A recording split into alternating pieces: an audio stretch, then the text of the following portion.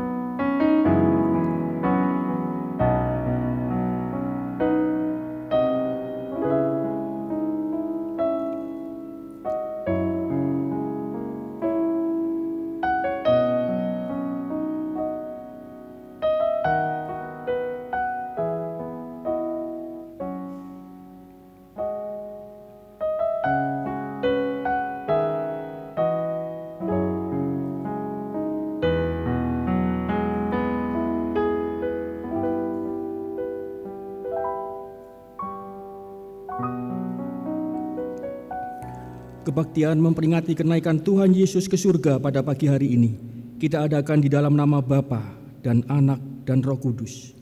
Turunlah atas kita sekalian damai dan sejahtera dari Tuhan kita Yesus Kristus. Amin. Jemaat yang dikasihi Tuhan, Tuhan mengingatkan kita pada sebuah peristiwa kenaikan Tuhan Yesus ke surga. Tuhan berkenan hadir bagi kita pada saat ini. Marilah kita memuliakan Dia, Allah yang hidup.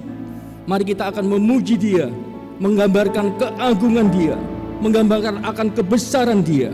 Mari kita bersama-sama mengatakan, maka jiwaku pun memuji-Mu, Tuhan.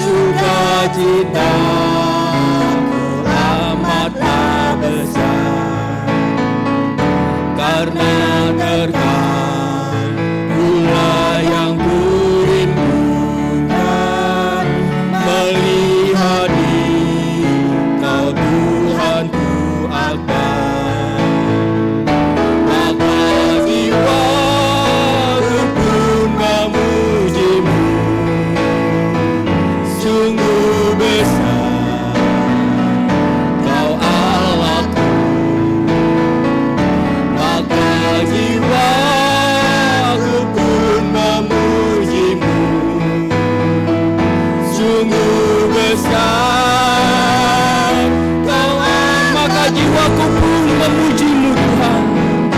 Jiwaku pun memuji-Mu, sungguh besar Kau Allahku. Maka jiwaku pun memuji-Mu, sungguh besar Kau Allahku. Sungguh besar Kau Allahku.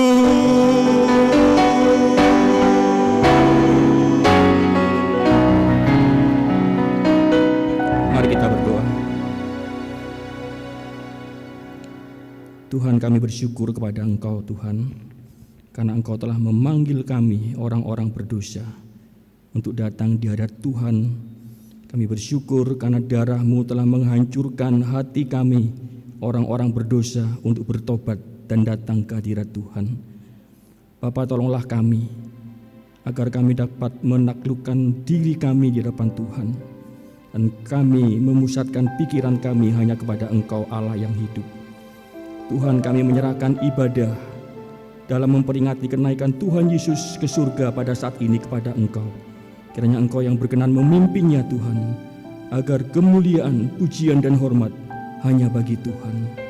Terima kasih ya Tuhan untuk kebaikan-Mu. Terima kasih untuk kasih-Mu. Terima kasih untuk anugerah-Mu yang tak terbatas itu. Inilah doa kami Tuhan. Kami bersyukur karena Engkau telah mendengarkannya. Di dalam nama Tuhan Yesus kami sudah berdoa. Amin. Jemaat dipersilakan duduk kembali. Jemaat yang dikasihi Tuhan, Tuhan mengingatkan kepada kita pada sebuah peristiwa kenaikan Tuhan Yesus ke surga. Tuhan berkenan hadir kepada kita. Marilah kita bersama-sama merendahkan diri di hadapan Tuhan, dan kita mengakui dosa-dosa kita di hadapan Tuhan. Dosa bukan saja merupakan sebuah pelanggaran, tetapi merupakan penghinaan kepada pribadi Allah yang Maha Kudus itu. Mari kita datang kepada Tuhan. Kita hampiri tahtanya, agar relasi kita dengan Allah yang Maha Suci tidak terhalang oleh dosa-dosa kita. Selidikilah aku Tuhan, lihat hatiku, apakah aku sungguh-sungguh mengasihi Engkau.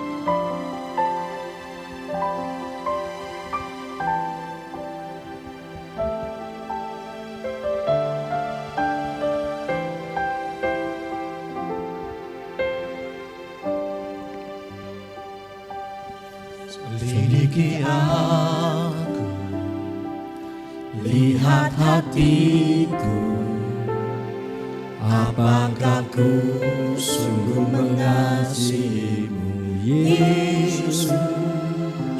Kau yang Maha tahu dan menilai hidupku, tak ada yang tersembunyi bagi. Selidiki aku, lihat hatiku Tuhan, lihat hatiku, apakah aku sungguh mengasihi-Mu. apakah ku sungguh mengasihi-Mu, Yesus.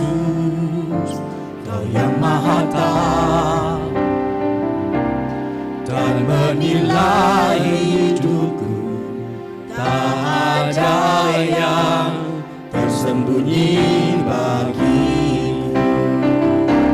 Telah kulihat kebaikan-Mu yang tak pernah habis di hidupku. Ku berjuang sampai akhirnya Kau dapati aku tetap setia.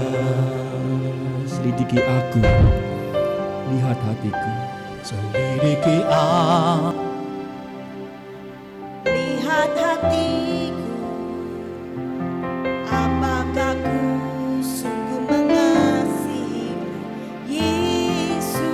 yang maha tahu Engkau yang maha tahu dan menilai hidupku. dan menilai hidup. Tak ada yang tersembunyi Tak ada yang tersembunyi bagimu. Telah Kulihat kebaikan-Mu yang tak pernah habis di hidupku. Ku berjuang sampai akhirnya Kau dapati aku tetap setia. Telah kulihat kebaikan-Mu yang tak pernah habis di hidupku.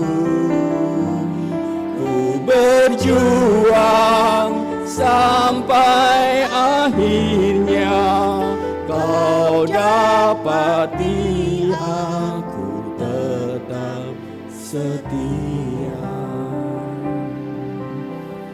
Tuhan, inilah kami, orang-orang berdosa, orang-orang hina yang telah menerima anugerah serta kemurahan hati Tuhan. Tuhan, kami bersyukur karena Engkau adalah Allah yang berbelas kasih. Kami tidak ada artinya Tuhan tanpa Engkau. Kami tidak akan bernilai Tuhan tanpa Engkau menyelamatkan kami.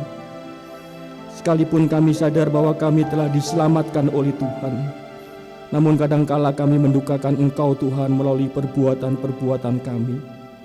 Kadangkala kami membuat Engkau mencucurkan air mata melihat tingkah laku hidup kami Tuhan. Ketika kami mengaku bahwa kami adalah orang Kristen, namun perbuatan kami tidak menggambarkan sebagaimana yang Tuhan maui di dalam hidup kami. Ampunilah kami ya Tuhan. Kami mohon belas kasihan-Mu itu. Janganlah Engkau menghukum kami ya Tuhan. Tuhan, kami mohon kekuatan-Mu supaya kami terus dapat bangkit dari keterpurukan. Kami mohon anugerah-Mu yang hidup itu Tuhan, yang tak terbatas itu, agar kami sungguh-sungguh dapat menjalankan firman-Mu di dalam kehidupan kami. Tolonglah jadikan kami orang-orang Kristen sejati Tuhan, supaya kami boleh menyinari dunia yang semakin kacau ini. Supaya dunia boleh melihat bagaimana orang Kristen hidup. Supaya dunia boleh melihat bagaimana orang Kristen sungguh-sungguh taat kepada Tuhan dan hidup mengasihi. Tuhan, hanya anugerah-Mu yang dapat kami lakukan itu semua. Tolonglah kami ya Tuhan, tolonglah kami. Terima kasih karena Engkau sudah mengampuni dosa kami. Terima kasih karena Engkau sudah memelihara kami. Terima kasih Tuhan, karena Engkau sudah memberi kekuatan kepada kami. Inilah doa kami Tuhan. Inilah pengakuan dosa kami di hadapan-Mu. Kami bersyukur karena Engkau telah mendengarnya. Di dalam nama Tuhan Yesus kami berdoa. Amin. Jemaat yang dikasihi Tuhan, mari kita bangkit berdiri. Marilah kita mengakui iman kita dengan iman Kristen yang di dalamnya kita boleh bertekun sampai akhir hidup kita. Pengakuan iman rasuli.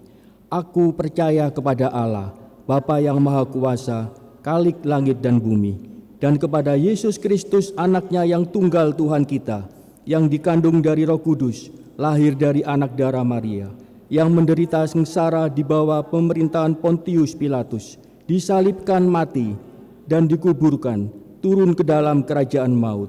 Pada hari yang ketiga, bangkit pula dari antara orang mati, naik ke surga, duduk di sebelah kanan Allah, Bapa yang Maha Kuasa. Dan dari sana ia akan datang untuk menghakimi orang yang hidup dan mati. Aku percaya kepada Roh Kudus, gereja yang kudus dan am, persekutuan orang kudus, pengampunan dosa, kebangkitan tubuh, dan hidup yang kekal. Amin. Silakan duduk kembali. Saat usianya baru 6 minggu, Fanny Crosby mengalami kebutaan akibat kesalahan penanganan seorang dokter. Kemudian menginjak usia 5 tahun, diketahui matanya tidak bisa dioperasi dan kebutaan bersifat permanen. Semenjak saat itu Fanny Crosby menjalani hidupnya di dalam kegelapan. Matanya buta, namun hatinya terbuka bagi Tuhan. Fanny Crosby adalah wanita yang sungguh-sungguh mencintai Tuhan. Sudah lebih dari 8.000 lagu dia ciptakan untuk meninggikan kemuliaan nama Tuhan. Salah satu karyanya adalah To God Be the Glory. Mari kita akan bersama-sama memuliakan Tuhan, mengagungkan Tuhan melalui sebuah pujian ini. Terpujilah Allah.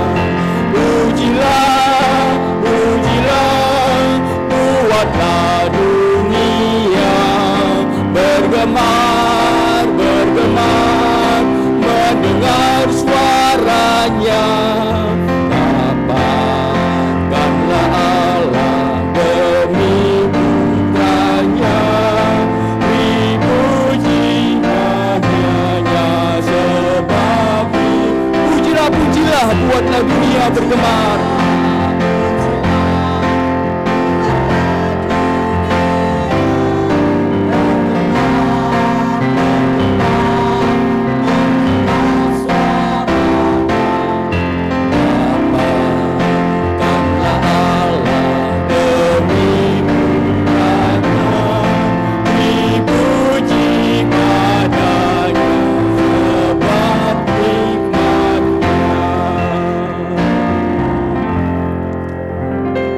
Kita akan masuk pada bagian yang terpenting dalam ibadah ini. Kita akan bersama-sama belajar akan kebenaran firman Tuhan. Firman Tuhan pada pagi hari ini akan disampaikan oleh Pendeta Titus Lim. Beliau adalah gembala sidang dari Gereja Kalam Kudus, Yogyakarta. Jemaat yang dikasihi Tuhan, kita yang terbatas ini, marilah kita datang ke hadirat Tuhan. Mohon pengampunan dan pengasihan Tuhan. Mohon anugerah Tuhan.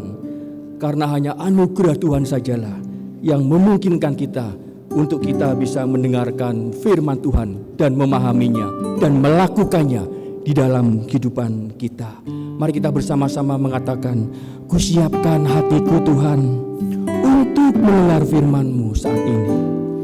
Berbicaralah kepadaku Tuhan. Aku siap diubahkan oleh Engkau.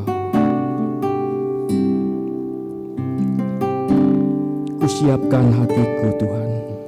Siapkan hatiku Tuhan, untuk mendengar firman-Mu saat ini.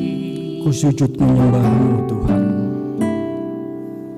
Ku sujud menyembah-Mu Tuhan, masuk hadirat-Mu saat ini. Curahkan urapan-Mu Tuhan. Curahkan urapan-Mu Tuhan bagi jemaat-Mu saat ini. Kusiapkan hatiku Tuhan, Ku siapkan hatiku Tuhan, untuk dengar firman. dengar firman-Mu. Firman-Mu Tuhan tiada berubah.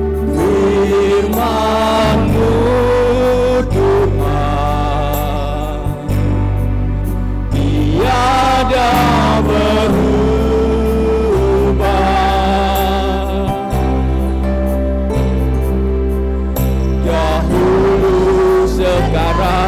sekarang, selama-lamanya tiada berubah. Firman-Mu Tuhan,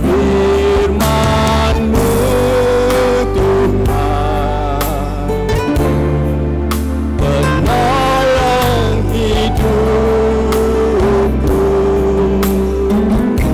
hidupku. Ku siapkan hatiku Tuhan, ku dengar firman-Mu. Firman-Mu Tuhan tiada berubah. Firman-Mu Tuhan tiada berubah. Dahulu, sekarang, selama-lamanya tiada berubah. Firman-Mu Tuhan,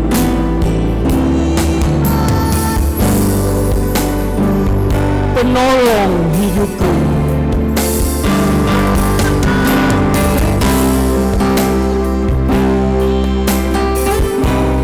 Ku siapkan hatiku Tuhan, untuk dengar firman-Mu.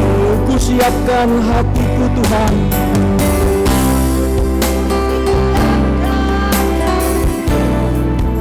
Untuk mendengar firman-Mu.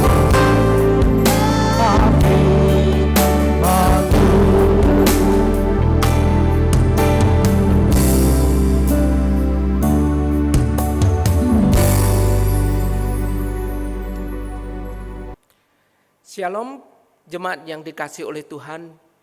Puji syukur kepada Tuhan, pada hari ini kita masih diberikan kesempatan untuk boleh bersama-sama beribadah. Sekalipun kita mengadakan ibadah secara online, namun biarlah ibadah ini membawa kita untuk lebih dekat kepada Tuhan, untuk terus menguatkan iman dan meneguhkan iman kita. Terlebih pada hari ini kita juga bersama-sama beribadah untuk memperingati hari kenaikan Tuhan kita Yesus Kristus. Sebelum kita membaca dan merenungkan firman Tuhan, mari kita berdoa. Dengan hati yang bersyukur kepadamu Tuhan, hari ini kami boleh kembali diberikan satu kesempatan untuk bersama-sama beribadah. Di tengah segala keterbatasan yang terjadi, namun biarlah ibadah yang kami ikuti secara online membawa kami untuk lebih dekat kepada Tuhan, meneguhkan, menguatkan iman kami, dan memberikan pengharapan kepada kami sebagai anak-anak Tuhan. Tidak menghilangkan semangat kami untuk kami terus mengikuti ibadah secara online ini dengan baik dan setia. Terlebih pada hari ini, tatkala kami boleh bersama dengan umat Tuhan di seluruh permukaan bumi, hendak menyambut dan merayakan satu peristiwa besar yang penting, yaitu kenaikan Tuhan Yesus di surga yang mulia. Kiranya Tuhan memberkati secara khusus pada saat kami akan bersama-sama membaca, merenungkan firman Tuhan.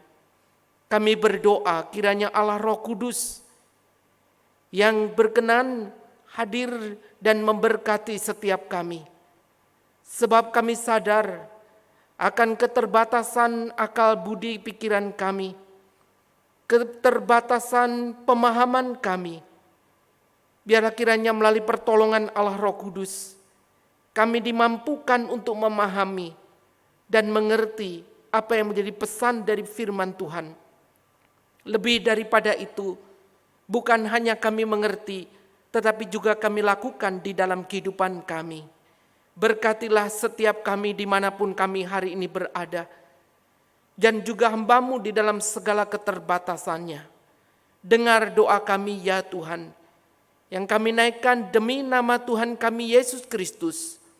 Kami mengucap syukur dan kami berdoa. Amin.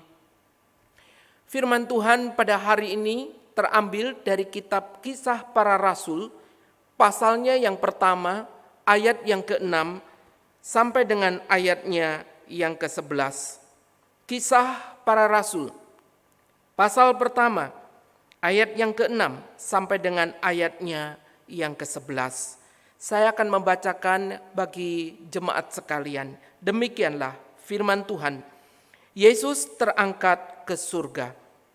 Maka bertanyalah mereka yang berkumpul di situ, Tuhan, maukah engkau pada masa ini memulihkan kerajaan bagi Israel? Jawabnya, engkau tidak perlu mengetahui masa dan waktu yang ditetapkan Bapa sendiri menurut kuasanya. Tetapi kamu akan menerima kuasa kalau Roh Kudus turun ke atas kamu, dan kamu akan menjadi saksiku di Yerusalem dan di seluruh Yudea dan Samaria dan sampai ke ujung bumi. Sesudah ia mengatakan demikian, terangkatlah ia disaksikan oleh mereka, dan awan menutupnya dari pandangan mereka.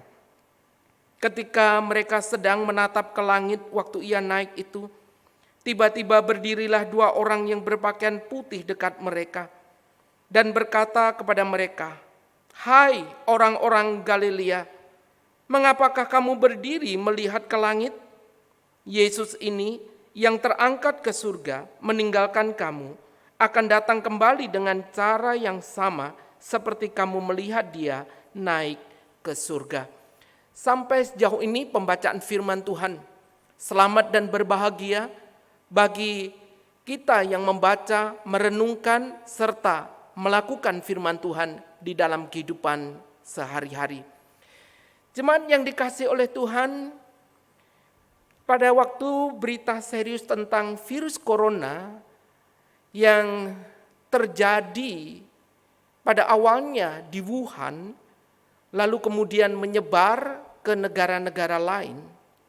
Pada waktu itu, sebagian besar masyarakat Indonesia masih menanggapi berita tersebut dengan santai. Bahkan di sana juga bermunculan guyonan-guyonan di media sosial. Nah, guyonan-guyonan yang disampaikan ini mengatakan bahwa masyarakat Indonesia itu tidak akan mungkin terkena virus corona. Apa alasannya? Mereka mengatakan dalam guyonan itu bahwa orang Indonesia itu kuat, orang Indonesia itu hebat-hebat. Bapak Ibu, dalam guyonan itu mereka menyampaikan paparan tentang alasan mengapa orang Indonesia itu hebat dan kuat.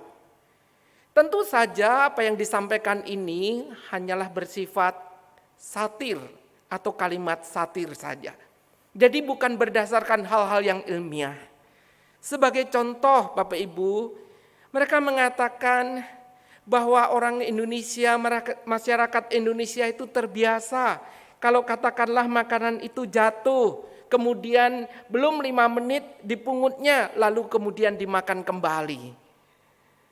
Yang berikutnya, mereka mengatakan bahwa tubuh orang Indonesia itu kuat. Bagaimana tidak?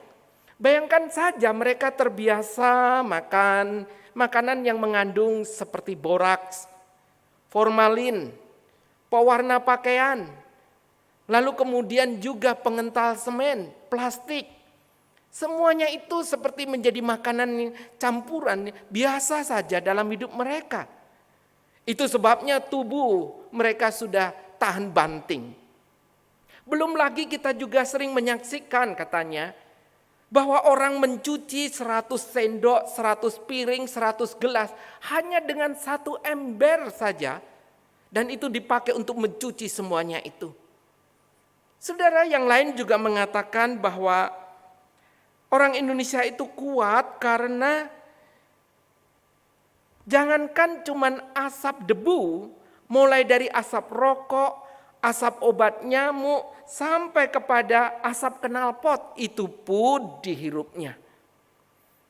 Nah Bapak Ibu, guyonan yang lain juga mengatakan bahwa makanan di Indonesia itu bukan hanya beragam menunya, tetapi juga memiliki nama yang aneh dan tampak garang.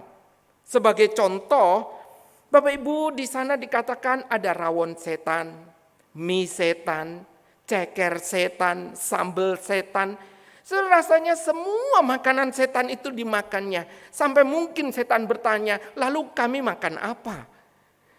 Saudara, bahkan di sana juga ada makanan seperti sate lalat, kemudian nasi kucing, jangan kunci, kapal selam, kemudian dikatakan sayur paku, ketoprak.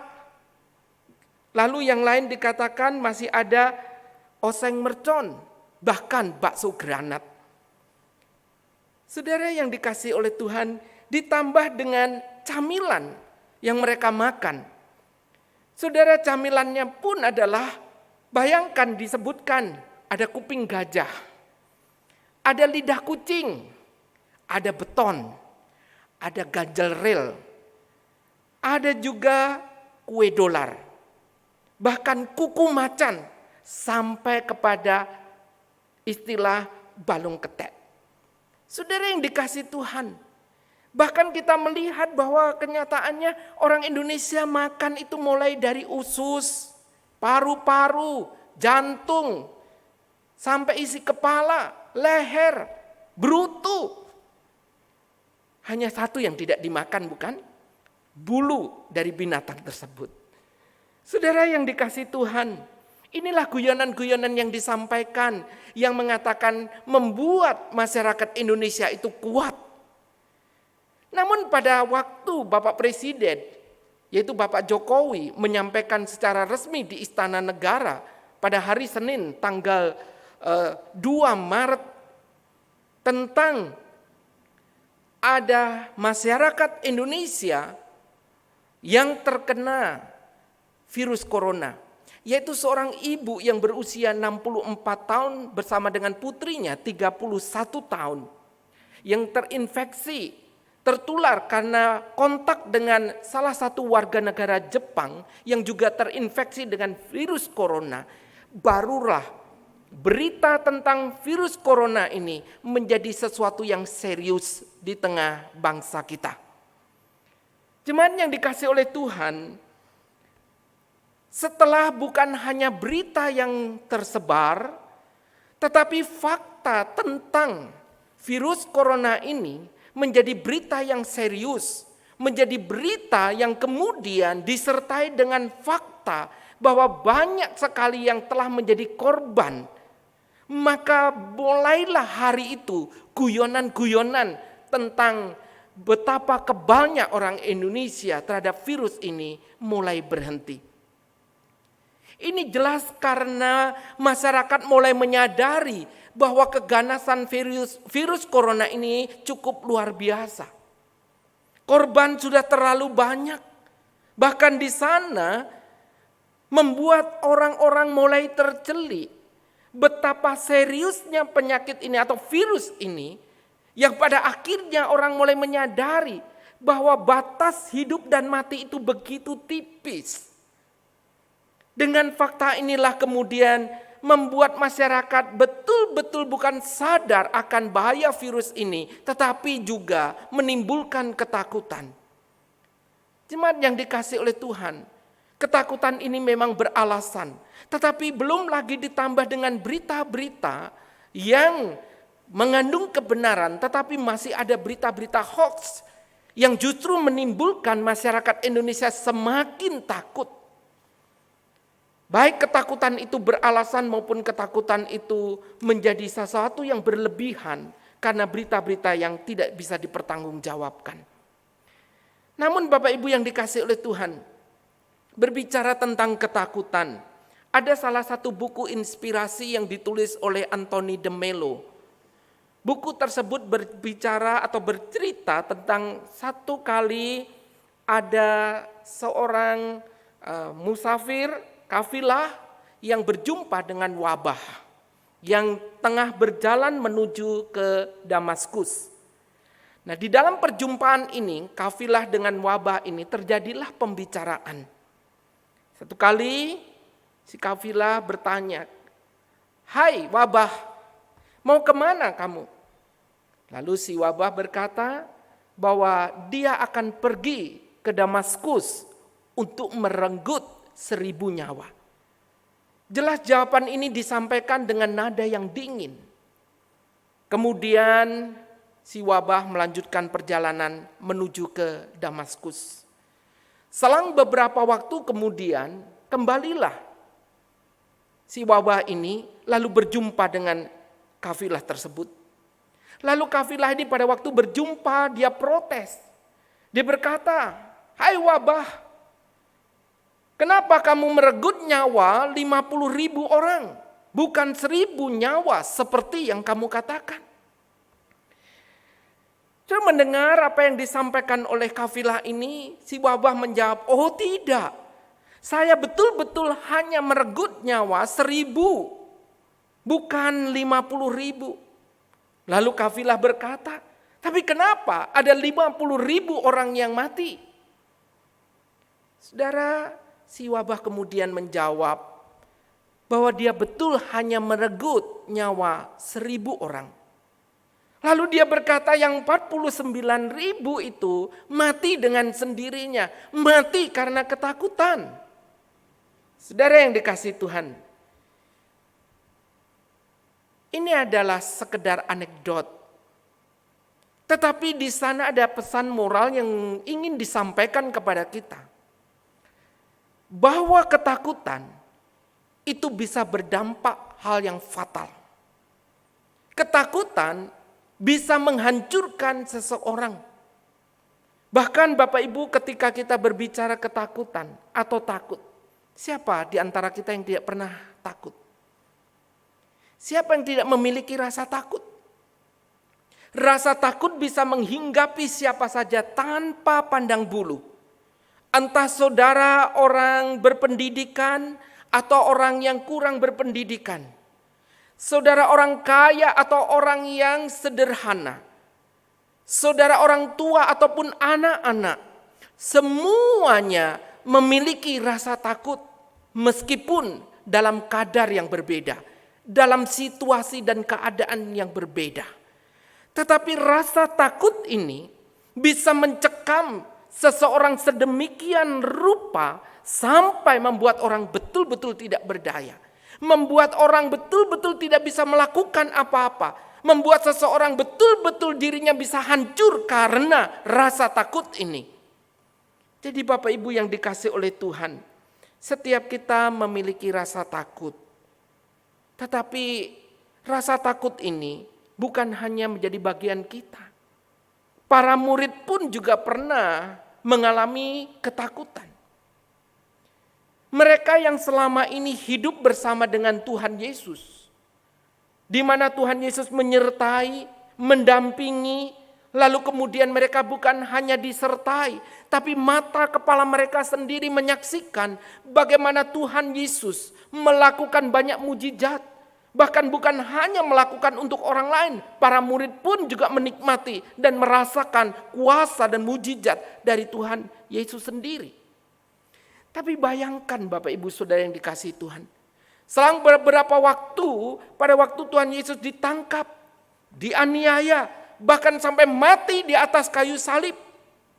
Bukankah di sana para murid menyaksikan seakan-akan Tuhan Yesus diam, tidak berdaya, tidak melakukan apa-apa, tidak ada perlawanan sama sekali. Itu yang membuat para murid kemudian pada waktu melihat gurunya menderita, mati di atas kayu salib. Kemudian para murid melarikan diri, meninggalkan Tuhan, bahkan di dalam ketakutan.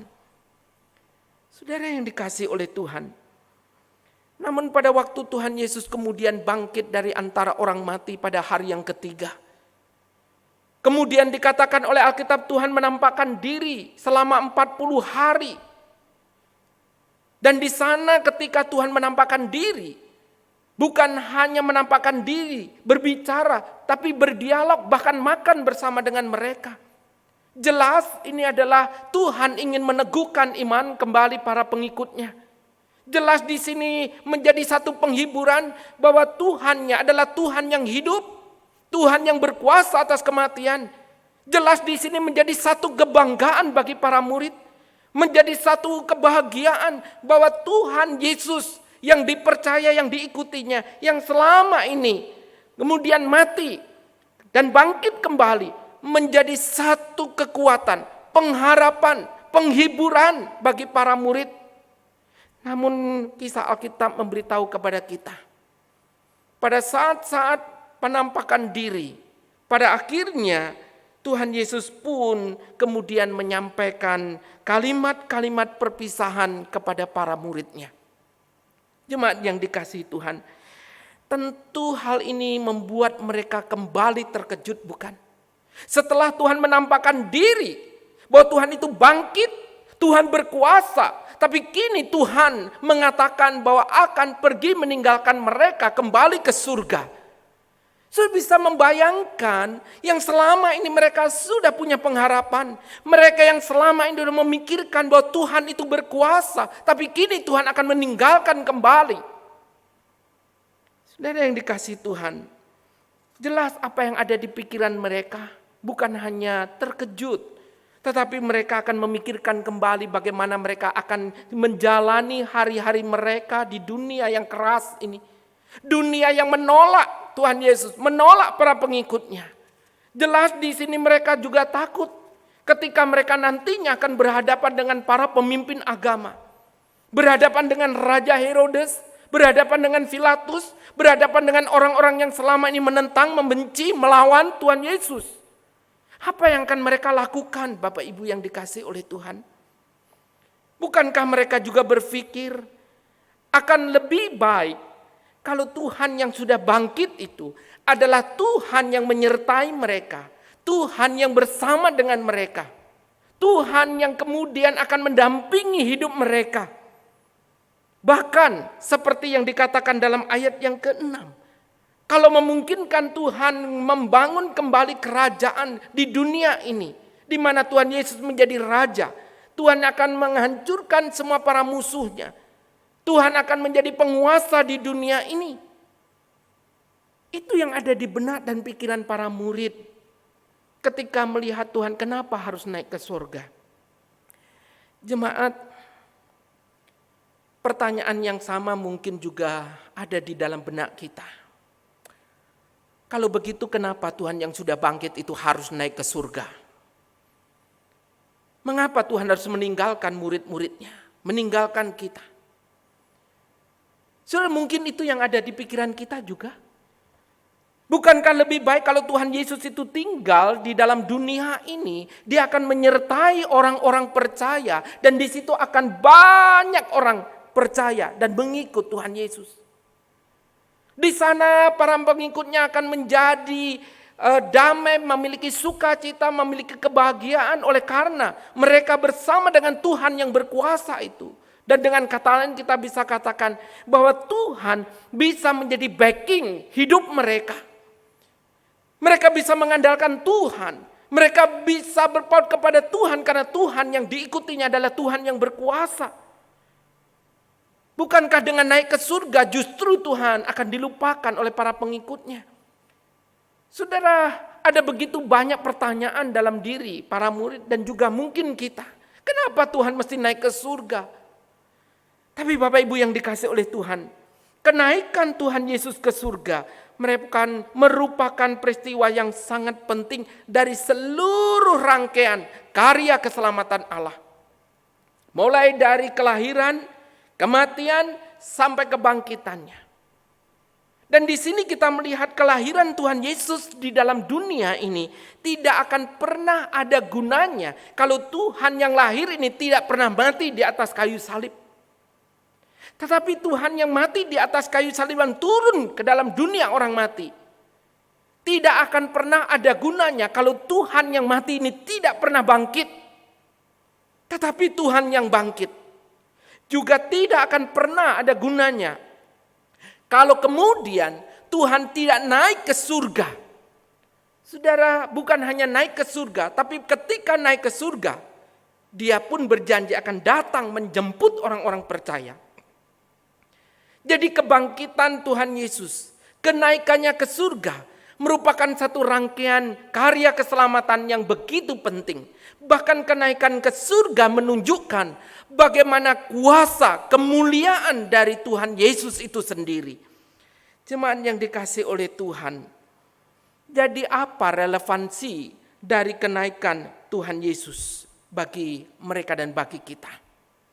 Yang pertama, kenaikan Tuhan Yesus untuk menyediakan tempat bagi kita.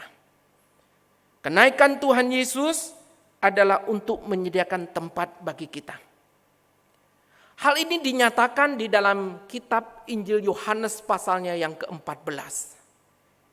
Sebelum Tuhan Yesus menderita, mati di atas kayu salib, Tuhan Yesus sudah menyatakan kepada para pengikutnya, para muridnya, bahwa Dia akan naik ke surga untuk menyediakan tempat bagi orang percaya. Jemaat yang dikasihi Tuhan, ini merupakan satu penghiburan yang besar, bukan?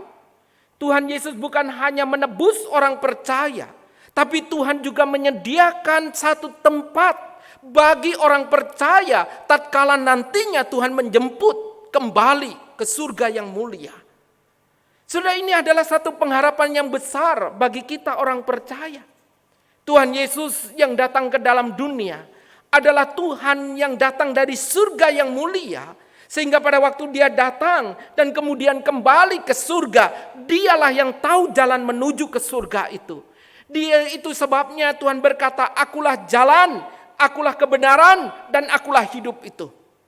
Dan disinilah Bapak Ibu menunjukkan bahwa Tuhan Yesus yang datang itu satu hari akan kembali dan menyediakan tempat bagi saudara dan saya yang percaya kepadanya. Ini adalah satu penghiburan Bapak Ibu. Ini adalah satu pengharapan bagi kita sekalian. Dalam dunia yang tidak menentu, dalam dunia yang jelas-jelas rumah kita yang sementara ini, di mana kita satu hari kelak akan kembali berkumpul dengan saudara-saudara kita di dalam Tuhan. Di sanalah Tuhan berada, di sanalah Tuhan memerintah, di sanalah kita boleh bersama dengannya. Terkadang pada waktu kita kehilangan orang-orang yang kita kasihi, apa yang menjadi pengharapan kita? Pengharapan dan kekuatan kita adalah bahwa di dalam dunia ini memang ada perpisahan. Tapi di dalam dunia yang sementara ini kita tahu kita pun penuh dengan kesulitan dan penderitaan, bukan? Namun disitulah kita sadar bahwa Tuhan hadir menyediakan tempat bagi kita. Saudara yang dikasihi oleh Tuhan, kita patut bersyukur kepada Tuhan.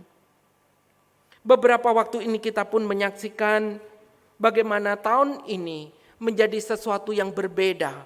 Pada waktu di mana Presiden menyatakan bahwa untuk masalah mudik itu dibatasi dan dihimbau oleh karena masalah virus corona ini.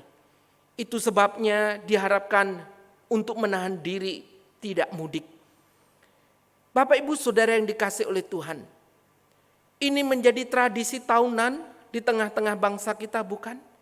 Bagaimana orang-orang berjuang biasanya untuk bisa pulang, bertemu dengan sanak famili, kembali ke rumah, menjadi satu impian, menjadi satu kerinduan yang luar biasa.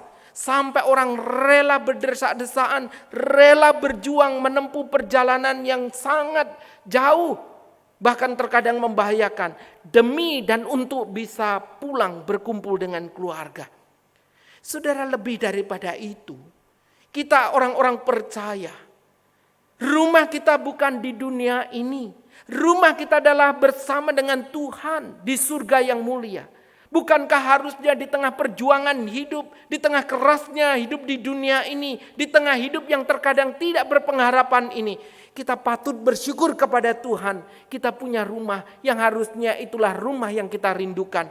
Rumah di mana kita bersama dengan Tuhan. Dan inilah janji yang Tuhan berikan, bahwa pada waktu Dia naik ke surga, Dia menyediakan tempat bagi saudara dan saya. Yang kedua, kenaikan Tuhan Yesus menyatakan adanya perintah penting untuk pekabaran Injil.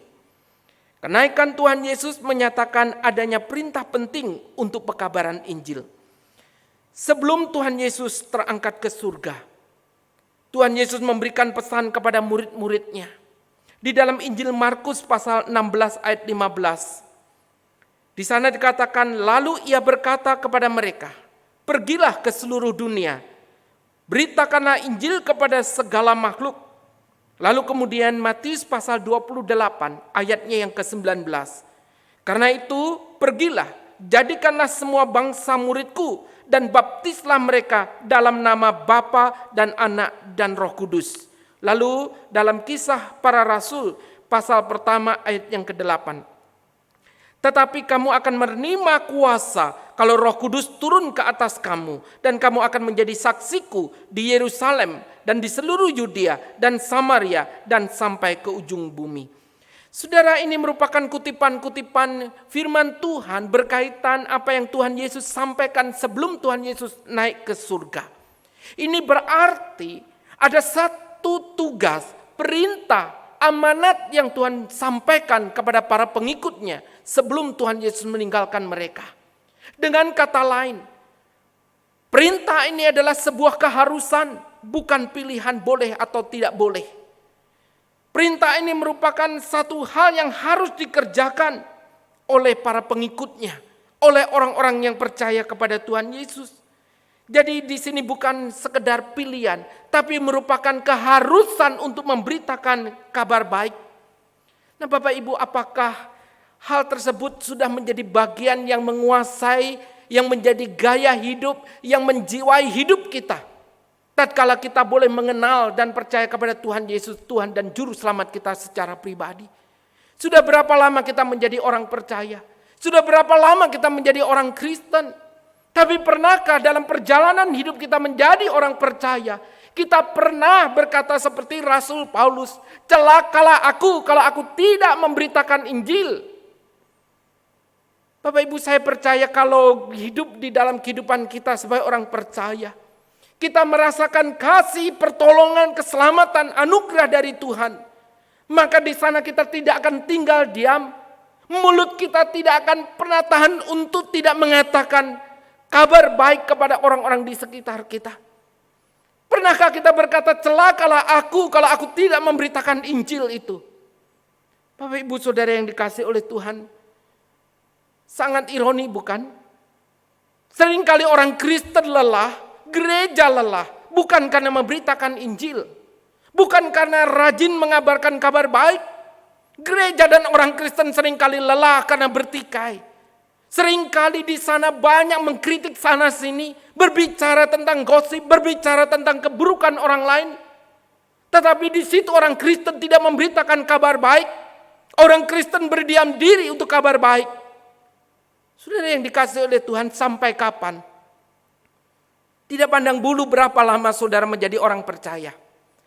Tidak peduli berapa lama saudara menjadi orang Kristen. Tidak peduli apa jabatan saudara. Tapi selama saudara dan saya tidak pernah mengabarkan kabar baik, saudara, pantaskah kita menyebut diri sebagai pengikut Kristus?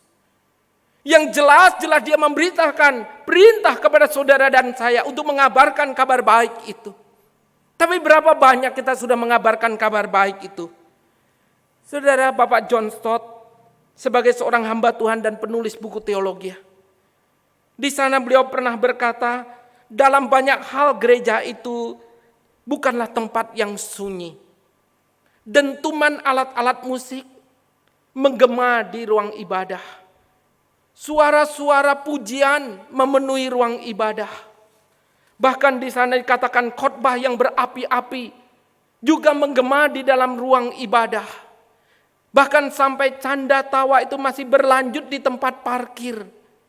Beliau berkata, pada dasarnya gereja bukanlah tempat yang sunyi dan sepi, tetapi ada hal yang ironi, di mana keheningan itu terjadi di gereja. Apa maksudnya Bapak Ibu yang dikasih oleh Tuhan? Di atas semua suara yang menggema, yang begitu meriah, begitu ramai, ada satu keheningan di mana ketika orang Kristen justru berhenti berbicara tentang kabar baik, berbicara bersaksi tentang kabar baik. Saudara yang dikasih oleh Tuhan, inilah keheningan yang keliru di dalam kehidupan orang percaya. Bersaksi merupakan panggilan dan tugas yang diberikan oleh Tuhan Yesus kepada kita sekalian. Di sana bukan hanya sekedar lewat kata-kata, bukan, tetapi melalui seluruh kehidupan saudara dan saya. Kehadiran kita dimanapun kita berada hari ini, melalui kesaksian di mana orang melihat siapa saudara dan saya ini. Bukan sekedar label orang Kristen, tetapi saudara dan saya hadir menunjukkan kesaksian yang hidup dan nyata. Saudara, masa pandemi COVID-19, bersyukur kepada Tuhan ada begitu banyak anak Tuhan yang masih bisa hadir menjadi berkat dan menjadi saksi Tuhan. Di sana gereja anak-anak Tuhan bisa berbagi.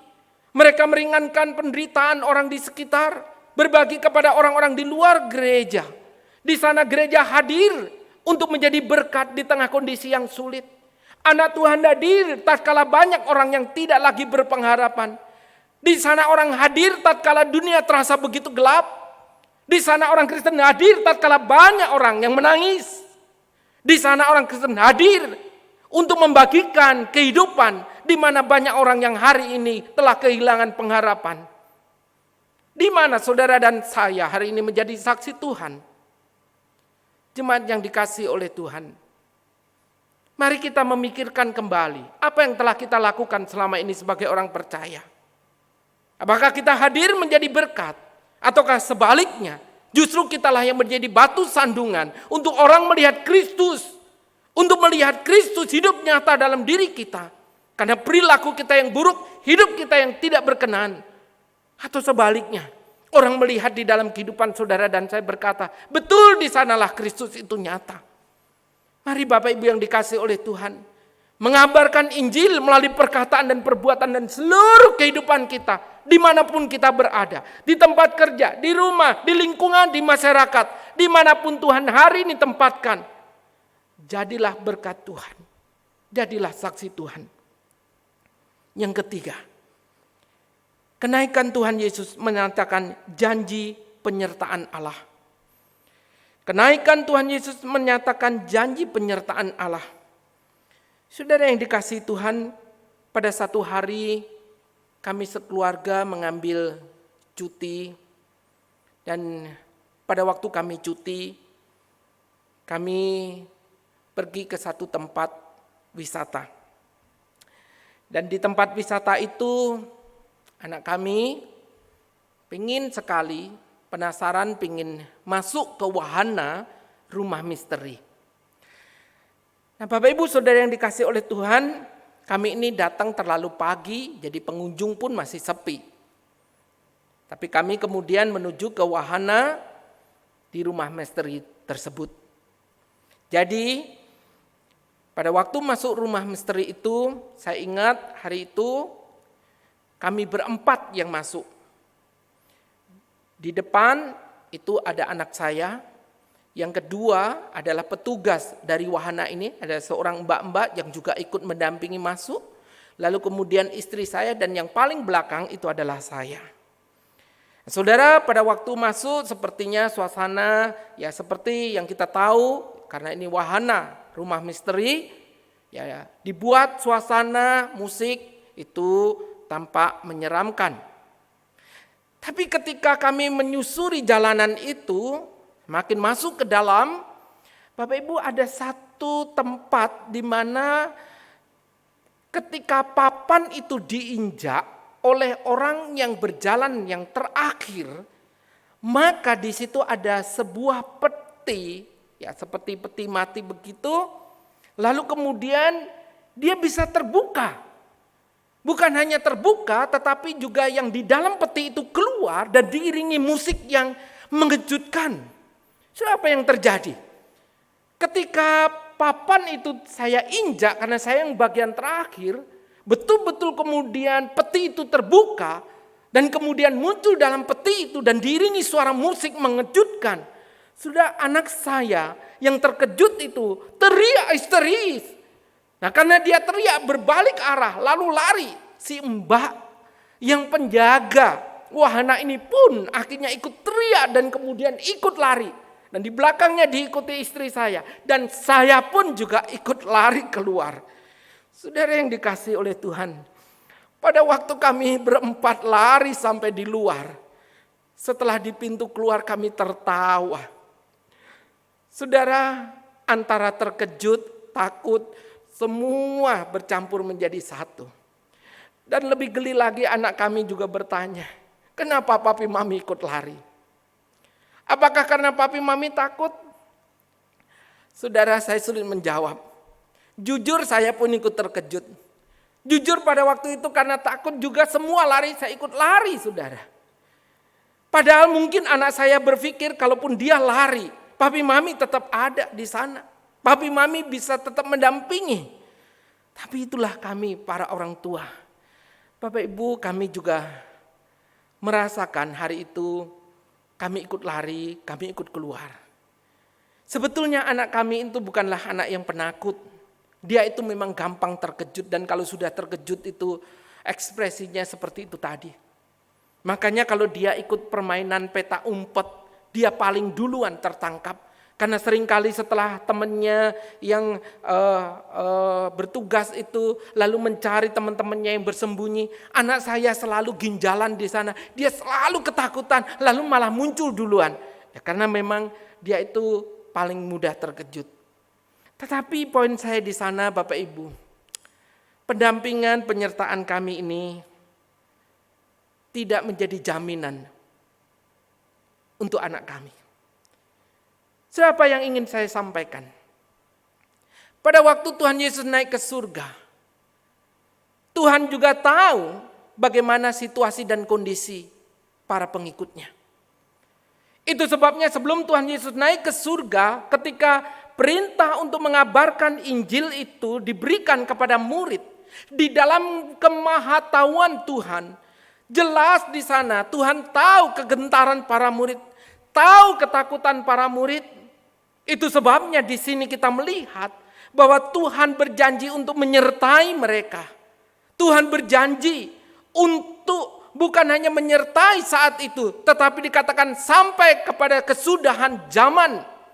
Nah, Bapak Ibu yang dikasihi oleh Tuhan, penyertaan Tuhan juga dikatakan akan menyertai ketika memberikan Roh Kudus yang akan mengurapi dan menyertai mereka sekalian pada waktu mereka mengabarkan Injil. Dan yang menarik Bapak Ibu, ketika janji penyertaan Tuhan disampaikan, ini adalah sebuah janji yang bersifat dinamis. Apa artinya? Artinya pada waktu para murid ini pergi memberitakan Injil, disitulah kuasa Tuhan menyertai mereka. Disitulah Tuhan berkenan atas berita kabar baik itu. Ini menunjukkan apa Bapak Ibu yang dikasihi Tuhan? Ini menunjukkan bahwa tatkala orang Kristen, orang percaya, pergi mengabarkan kabar baik, Tuhan menyertai mereka. Tuhan memberikan kuasa kepada mereka. Tuhan menolong mereka untuk mengabarkan kabar baik ini. Jemaat yang dikasihi Tuhan, di dalam kondisi ini kita melihat bagaimana tatkala kuasa ini diberikan, itu disertai dengan murid-murid yang taat kepada perintah Tuhan.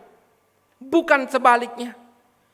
Jangan mimpi di siang bolong kalau kemudian tatkala kita bermalas-malasan, tatkala kita tidak peduli dengan kabar baik perintah Tuhan ini, lalu kita mengatakan, Tuhan berikan kuasa itu kepada saya. Seringkali kita menginginkan kuasa tanpa pernah kita mau taat kepada Tuhan.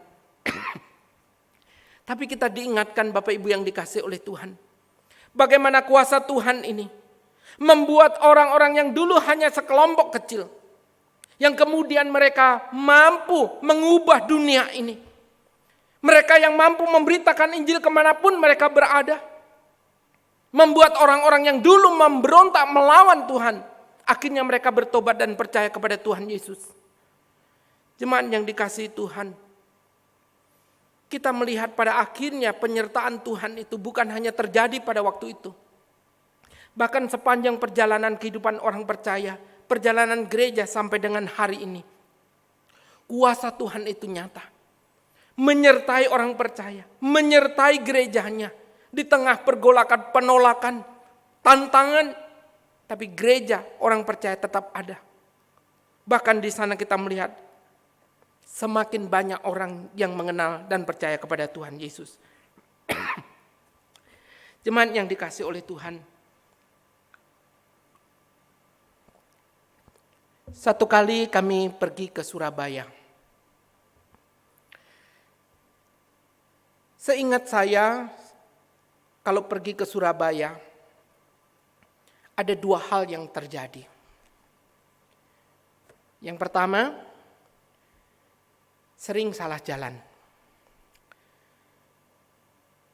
Kalau pergi ke Surabaya, saya terfokus untuk mencari alamat. Tapi pada akhirnya, di sana membuat saya akhirnya tidak melihat rambu-rambu lalu lintas. Maka disitulah saya ditangkap karena dianggap melanggar rambu-rambu lalu lintas atau ditilang. Yang kedua yaitu kesasar Bapak Ibu. Kesasar. Untuk pergi ke Surabaya menjadi pergumulan tersendiri karena dua hal ini. Kalau tidak ditilang ya kesasar. Dan satu hari kami pernah pergi bersama dengan seorang sahabat dan juga disertai oleh istri saya, Bu Marta. Hari itu belum marak dengan GPS. Belum ada Google Map. Kami hanya memakai map atau peta manual itu. Tujuan kami adalah Surabaya Kota untuk menghadiri seorang rekan yang ditabiskan menjadi pendeta. Tapi di dalam perjalanan itu istri dan sahabat kami ini membaca peta secara manual dan saya yang menyetir mobil tersebut. Sudah tahu. Mereka lah yang mengatakan belok kanan, belok kiri, lurus dan seterusnya. Saya hanya mengikuti arahan tersebut. Tapi lama-lama rupanya kendaraan kami ini tidak menuju ke arah Surabaya Kota, tetapi justru menuju ke daerah yang namanya Gresik. Kami baru sadar bahwa kami itu salah, saudara. Dan pada akhirnya ketika salah ini, saudara, kami pun sadar ini kembali kami kesasar. Sehingga pada waktu kami setelah bertanya kepada orang-orang menuju ke tempat yang kami cari, dan ketika tiba di tempat penabisan pendeta, acara pun sudah selesai atau sudah bubar. Saudara, pengalaman pergi ke Surabaya memang menjadi satu pengalaman yang membuat saya pribadi itu ada ketakutan. Karena sering kali ada dua hal yang tadi saya katakan. Tapi satu hari pada waktu bulan Oktober yang lalu, saya dari Jawa Tengah atau dari Jogja berangkat ke Malang. Dan pada waktu itu kami melewati jalan tol mulai dari arah Solo terus menuju ke arah tol Surabaya, menuju tol Malang. Jujur saja, kembali perasaan takut itu menyertai dalam diri saya. Sehingga setiap kali kami berhenti di rest area, kami mencoba bertanya kepada petugas, kepada orang-orang yang kami lihat plat mobilnya L. Siapa tahu mereka memberi arahan kami harus masuk ke tol yang mana di Surabaya sampai kepada tol di Malang. Tapi rupanya dari rest area satu ke rest area yang lain kami bertanya, jawaban itu bisa berbeda-beda Bapak Ibu. Petunjuknya pun berbeda-beda. Sampai pada akhirnya hari semakin gelap karena kami memang berangkatnya sudah siang dan sempat hujan lebat, jadi kami cukup lama di salah satu rest area. Sehingga pada waktu kami hendak menuju rest area yang terakhir sebelum masuk tol Surabaya itu, semakin saya gelisah, semakin kami ini takut untuk kesasar kembali. Apalagi hari sudah semakin malam. Ketika di rest area terakhir itulah Bapak Ibu, istri saya bertanya kepada seseorang yang sedang ada di dalam mobil, duduk di tengah dengan pintu yang terbuka. Dan ketika bertanya tentang arah ke Surabaya, tol yang akan dilewati, sungguh luar biasa Bapak Ibu. Orang yang sedang sibuk dengan gadgetnya ini kemudian dimatikan, gadgetnya kemudian dia turun keluar dari mobil dan memberikan jawaban yang ramah sekali. Saudara, bukan hanya ramah, tetapi orang ini sangat santun dalam memberikan arahan.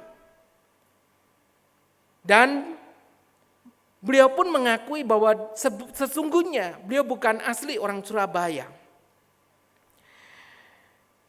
Nah, di tengah kondisi ini kemudian dia memanggil driver atau rekan yang tadi bersama-sama.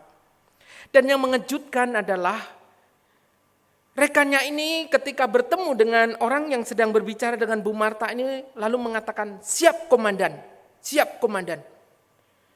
Saudara, pada waktu mendengar, melihat hal ini, kami baru sadar bahwa di depan kami ini adalah seorang yang penting. Seorang yang punya pangkat atau kedudukan. Dan beliau berkata kepada anak buahnya ini, "Tolong beri penjelasan kepada ibu dan bapak ini yang mau ke arah tol Surabaya lalu ke arah tol Malang." Saudara, kemudian yang menyertai bapak ini berkata, "Siap komandan." Lalu kemudian memberikan penjelasan kepada kami. Setelah memberikan penjelasan, kira-kira kami punya gambaran walaupun kami jujur kami masih ragu. Tetapi yang menarik adalah si bapak ini yang ternyata adalah orang dari Jakarta mendapat tugas di Madiun lalu kemudian melanjutkan tugasnya ke Surabaya. Beliau berkata, "Kami juga akan masuk ke tol Surabaya." Dan beliau berkata, "Bapak Ibu silakan mengikuti kendaraan kami di belakang.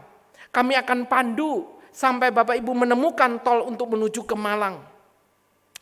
Sungguh luar biasa. Istri saya kemudian berkata, "Terima kasih Bapak. Kami sudah diberikan penjelasan dan kami sangat berterima kasih untuk semuanya ini." Lalu yang kedua, istri saya berkata, "Maaf Pak, suami saya itu kalau naik mobil tidak bisa dengan kecepatan tinggi. Jadi nanti Bapak boleh tinggalkan kami, tidak apa-apa, kami akan mencoba mengingat jalan yang sudah diberitahukan itu." Tapi sekali lagi Bapak ini dengan ramah berkata, "Baik, tidak apa-apa, kami akan mengikuti berapapun kecepatannya. Bapak, Ibu di belakang mobil kami, ikuti kami." Saudara yang dikasih oleh Tuhan, setelah kami sama-sama meninggalkan rest area itu, rupanya Bapak ini kemudian keluar dari rest area, berjalan menuju tol masuk Surabaya dengan kecepatan yang stabil dan saya pun bisa mengikutinya. Sampai kemudian betul-betul masuk tol Surabaya dan akhirnya singkat cerita kami bisa menemukan tol ke arah Malang dan kami bisa tiba di Malang dengan baik. Satu penghiburan tersendiri di tengah ketakutan, di tengah kecemasan, di tengah kami tidak mengerti jalan itu, di tengah kami memikirkan akan tersesat kembali. Tetapi di sana ketika ada seorang berkata, "Kami akan pandu, kami akan tuntun, kami akan dampingi sampai ke tempat tujuan." Tol di mana Bapak Ibu bisa menuju ke Malang. Satu hal yang indah bukan? Satu pengalaman yang memberikan penghiburan. Bahwa itu adalah seorang yang begitu ramah dan baik memberitahu kepada kami, mendampingi kami. Lebih daripada itu Bapak Ibu yang dikasihi Tuhan. Hari ini kita memiliki Tuhan yang bukan hanya mati, bukan hanya bangkit naik ke surga. Tapi Tuhan yang sama adalah Tuhan yang menyatakan janjinya untuk menyertai saudara dan saya di dalam menjalani hidup ini, di dalam menempuh perjalanan di dalam dunia ini. Dan itulah yang menjadi penghiburan bagi kita. Persoalan hidup, masalah hidup kita, bukanlah seorang diri kita menghadapinya. Kita boleh bersama dengan Tuhan. Tatkala gereja berjuang, anak Tuhan berjuang untuk terus dengan setia mengabarkan kabar baik. Dengan setia kita hidup seperti yang Tuhan inginkan. Kita tidak sendirian, kita bersama dengan Tuhan yang sudah naik ke surga, yang menyertai saudara dan saya. Dan bukan hanya berjanji, tapi kuasanya, penyertaannya boleh ada sampai dengan hari ini. Syukur kita naikkan kepada Tuhan. Hari ini Tuhan Yesus naik ke surga bukan meninggalkan saudara dan saya, gerejanya sebagai yatim piatu. Tapi di sanalah kita melihat Tuhan yang sudah naik ke surga adalah Tuhan yang hidup, yang berkuasa, yang juga bukan hanya berjanji, tapi memang menyertai umatnya, gerejanya sampai dengan hari ini. Puji syukur kepada Tuhan. Biarlah kiranya peristiwa kenaikan Tuhan Yesus, janji, perintahnya, kita boleh lakukan dengan setia, dengan memegang janji dari Tuhan kita, Yesus Kristus. Semoga Tuhan memampukan, meneguhkan, dan memberkati kehidupan kita untuk dengan setia mengabarkan kabar baik, menjadi berkat dimanapun kita berada, dan melalui hidup saudara dan saya, nama Tuhan semakin dipermuliakan. Amin. Mari kita berdoa. Kami menaikkan syukur dan terima kasih kepadamu Tuhan. Hari ini firman Tuhan boleh kembali kami baca dan kami renungkan. Bersama dengan peringatan hari kenaikan Tuhan Yesus di surga yang mulia. Biarlah kiranya firman-Mu ini boleh terus mengingatkan kami. Mengingatkan panggilan kami sebagai orang-orang percaya. Bahwa Tuhan yang sudah menyelamatkan kami adalah Tuhan yang juga memerintahkan untuk kami memberitakan kabar baik dimanapun kami berada. Di waktu dan kesempatan yang Tuhan sediakan. Kami mohon belas kasihan-Mu Tuhan. Teguhkan dan kuatkanlah iman kami untuk menjadi saksi-saksi Tuhan yang baik. Terlebih daripada itu kami juga bersyukur karena Tuhan juga memberikan pengharapan kepada kami sebagai orang-orang percaya kepadamu. Biarlah Tuhan, inilah yang menguatkan perjalanan iman kami. Di dalam kami mengikut dan melayani Tuhan. Di tengah kondisi dan keadaan apapun yang terjadi dalam setiap diri kami. Kami tidak berjalan seorang diri. Kami bersama dengan Tuhan. Kami ada bersama dengan Tuhan. Dan kami mohon belas kasihan-Mu. Baik kami pribadi maupun gereja.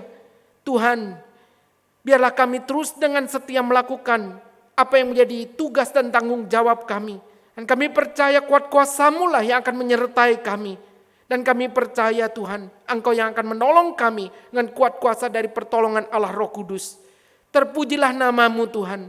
Berkati dan tolong setiap kami dengan setia melakukan apa yang Tuhan perintahkan. Dan dengan hati yang taat dan takut akan Tuhan. Terpujilah nama-Mu. Demi nama Tuhan kami Yesus Kristus, kami mengucap syukur dan kami berdoa. Amin. Demikianlah Bapak Ibu yang dikasihi oleh Tuhan, firman Tuhan yang boleh kita renungkan pada hari ini. Selamat memperingati hari kenaikan Tuhan Yesus. Tuhan memberkati. Syukur kepada Tuhan yang memberikan firman yang hidup itu kepada kita semua. Mari kita mohon pertolongan Tuhan agar firman yang sudah kita dengarkan, kita boleh menyimpannya di dalam hati kita. Dan kita dengan kekuatan Tuhan, kita boleh melakukannya di dalam kehidupan kita. Jemaat yang dikasihi Tuhan, hidup ini sangat terbatas. Suatu saat Tuhan pasti akan memanggil kita dan menghadap kepada Dia. Ketika menyadari bahwa hidup ini terbatas, marilah kita memahami bahwa hidup ini adalah sebuah kesempatan yang Tuhan berikan kepada kita agar kita bekerja bagi Dia, melayani Dia, dan memuliakan nama Tuhan. Mari kita akan bersama-sama memberikan persembahan kita dimanapun kita berada. Mari kita tetap mau memberikan persembahan kita di hadapan Tuhan, mau mengembalikan berkat Tuhan yang sudah Tuhan berikan kepada kita, agar pekerjaan Tuhan boleh dipermuliakan melalui persembahan yang kita berikan di hadapan Tuhan. Hidup ini adalah kesempatan.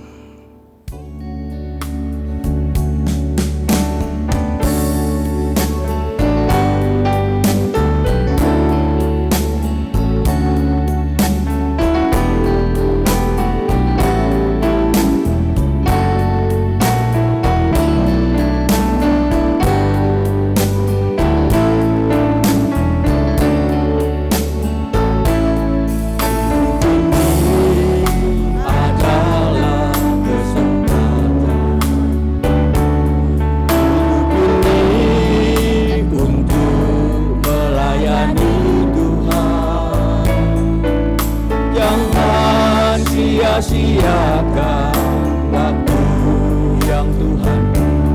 Hidup ini harus jadi berkat. Oh Tuhan, pakailah hidupku selagi aku masih kuat.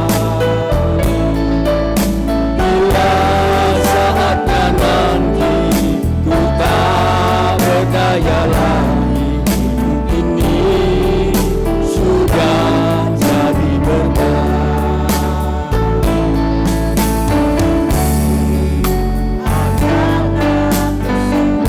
Hidup ini untuk melayani Tuhan.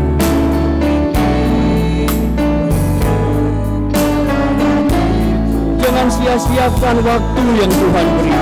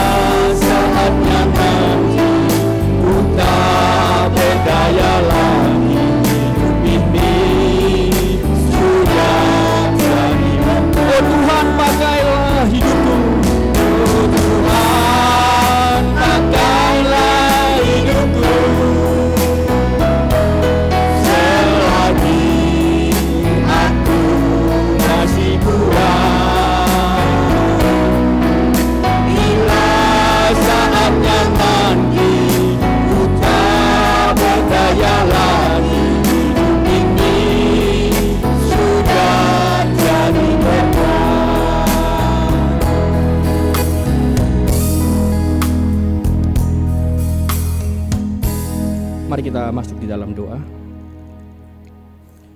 Tuhan, kami bersyukur kepadamu Tuhan, sekalipun kami tidak pernah melihat Engkau di dalam dunia ini, tetapi kami boleh merasakan kehadiran-Mu di dalam hidup kami Tuhan. Kami bersyukur untuk pemeliharaan Tuhan di dalam kehidupan kami. Ketika kesulitan itu tiba Tuhan, Engkau justru mengajarkan bagaimana kami boleh melihat anugerah demi anugerah Tuhan di dalam kehidupan kami. Engkau Allah yang tidak pernah meninggalkan kami Tuhan. Engkau adalah Allah yang tetap setia dengan janji-Mu. Terima kasih ya Tuhan untuk kebaikan-Mu. Tuhan, ketika kami diberikan kesempatan untuk memberikan persembahan, kami sungguh bersyukur kepada Engkau. Bersyukur kepada Roh Kudus yang telah mendorong hati kami untuk kami boleh mendukung pekerjaan-Mu melalui apa yang kami miliki. Tuhan, ampunilah kami kalau kami hanya memberikan sembarangan kepada Engkau. Kalau kami memberikan dengan tidak tulus di hadapan-Mu, ampunilah kami ya Tuhan. Ajarkan kepada kami untuk sungguh-sungguh menghargai setiap berkat Tuhan yang tidak pernah hilang di dalam kehidupan kami. Bapa, kiranya persembahan yang kami berikan boleh Engkau kuduskan untuk dipakai bagi pekerjaan Tuhan di gereja kami. Tuhan, kami juga mengingat akan bangsa dan negara kami. Di republik ini Tuhan, kami dilahirkan, kami dibesarkan, dan kami bekerja. Saat ini Tuhan, republik ini bersama-sama perang dengan pandemi corona yang semakin merajalela. Tolonglah Tuhan seluruh aparatur negara kami, mulai dari presiden, wakil presiden, para menteri, seluruh pejabat-pejabat negara, baik yang ada di provinsi maupun daerah. Biar mereka boleh bersatu, bertekad untuk bersama-sama membasmi pandemi corona ini Tuhan. Dan biarlah rakyat kami Tuhan, baik mereka yang saat ini sedang kesulitan ekonomi, kesulitan keuangan Tuhan, karena beberapa di antara mereka harus kehilangan pekerjaan. Tolonglah ya Tuhan belas kasihan-Mu untuk terus memelihara mereka. Ajarkanlah kepada republik ini Tuhan, kepada rakyat Indonesia, untuk melihat bahwa Engkau adalah Allah yang berdaulat. Engkau adalah Allah yang menciptakan alam semesta berserta dengan istrinya. Biarlah mereka boleh bertobat, mereka boleh menerima panggilan-Mu, mereka boleh datang kepada Tuhan, mereka boleh mengakui Engkau sebagai Tuhan yang berkuasa atas dunia ini. Bapa di surga, kami juga bersyukur untuk sebuah sekolah kalam kudus yang Tuhan percayakan kepada kami.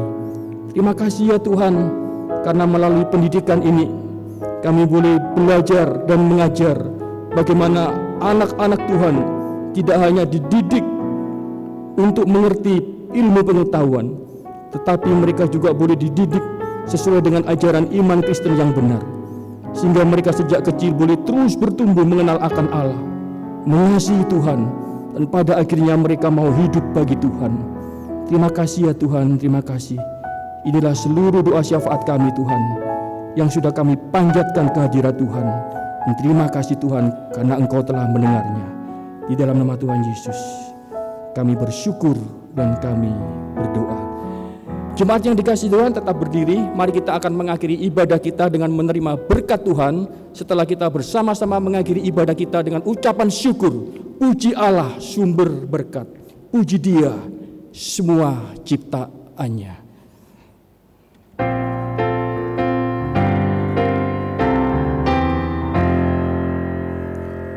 Puji Allah sumber berkat, puji Dia semua ciptaannya, puji Dia para malaikat, Bapa, Putra dan Roh Kudus.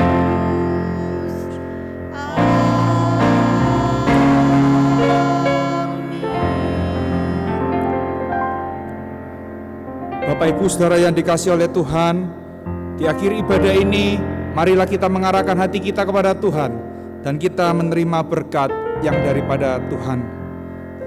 Kiranya anugerah yang berlimpah-limpah daripada Kristus Yesus Tuhan kita, kasih sayang yang sempurna, kasih sayang yang tidak pernah berubah dari Allah Bapa kita dari kekal hingga kekal, pimpinan, penghiburan, pertolongan, penyertaan dari Allah Roh Kudus akan menyertai kita semua, mulai dari sekarang sampai selama-lamanya. Amin.